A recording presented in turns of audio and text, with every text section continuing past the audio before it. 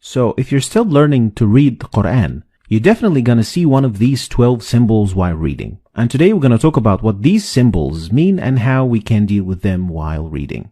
We're going to start with the first one. And it's a symbol that looks like meme. And it means you must stop while reading. Otherwise, the meaning of the ayah or the verse will change. So in this example, you should stop at the symbol by reading إنما يستجيب الذين يسمعون والموتى يبعثهم الله ثم إليه يرجعون. So we have to stop at the symbol of meme.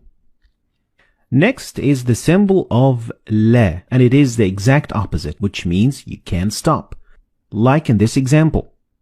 ما أنفقوا منا ولا أذى لهم أجرهم عند ربهم. So you can't stop here, and especially you can't start reading from after the sign. The three-dotted symbol means you can't stop at either of them, but you have to stop at one and not the other. So in the second ayah of Surah Al-Baqarah, you are allowed to stop at the first one by reading ذَلِكَ الْكِتَابُ لَا رَيْبَ فِيهِ هُدًى لِلْمُتَّقِينَ, or by stopping at the second one by reading ذَلِكَ الْكِتَابُ لَا رَيْبَ فِيهِ هُدًى لِلْمُتَّقِينَ.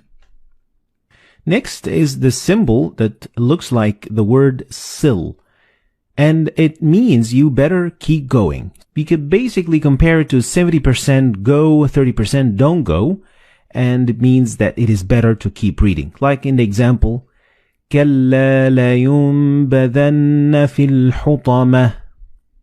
Next is the symbol of qil, which is the exact opposite of sil, and it means it is better to stop.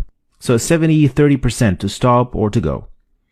Like the example, وَأَيَّدْنَاهُ بِرُوحِ الْقُدُسِ أَفَكُلَّمَا جَاءَكُمْ رَسُولٌ. So it is better to stop at the sign. Next is the sign of Jim, and Jim gives you 50-50 percentage of going on stopping. They are equally the same. Like in the example, فَسَبِّحْ بِحَمْدِ رَبِّكَ وَاسْتَغْفِرْهِ إِنَّهُ كَانَ تَوَّابًا. Or you could just keep reading and it would be equally good. فَسَبِّحْ بِحَمْدِ رَبِّكَ وَاسْتَغْفِرْهُ إِنَّهُ كَانَ تَوَّابًا.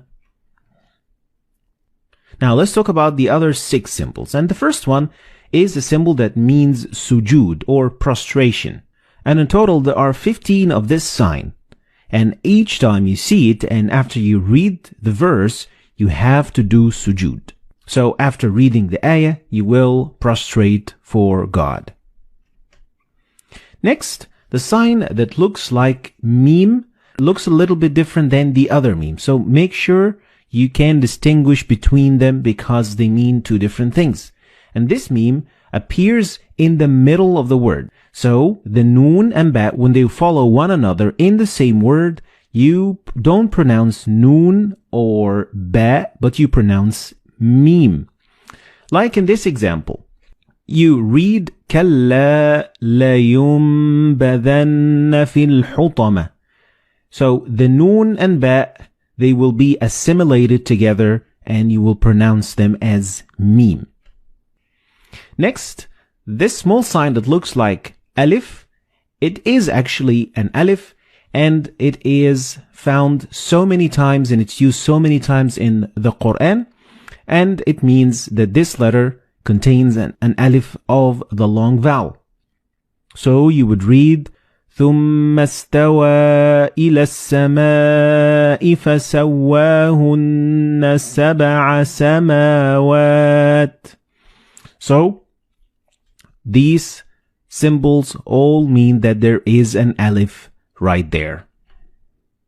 Next, the small sin means a small or a very little pause. doesn't mean that you're going to have to stop and take a breath. No, it means that you're going to stop very momentarily for like half a second and then continue reading. And this example shows what I'm talking about. And you should read it like that. كَلَّا بَلْ رَانَ عَلَى قُلُوبِهِمْ مَا كَانُوا يَكْسِبُونَ.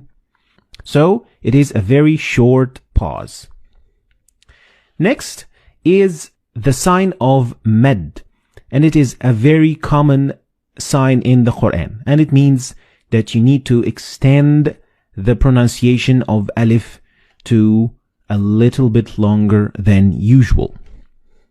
The last sign that we're going to talk about today is the sign of the end of the quarter of the chapter, or juz. The juz is divided into 8 quarters, and at the end of each quarter, you are going to see this sign. It doesn't involve any change in pronunciation, and it doesn't affect anything of what you say whatsoever. So it is just for the division of the Qur'an. So these were the 12 signs that you are going to see in the Qur'an. And here I'm going to give a quick summary of what these signs mean.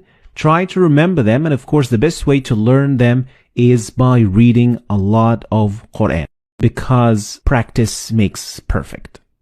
So this, ladies and gentlemen, is going to be the end of today's lesson. I hope you've learned anything new today. If you did, like and share the video for other people to learn from it.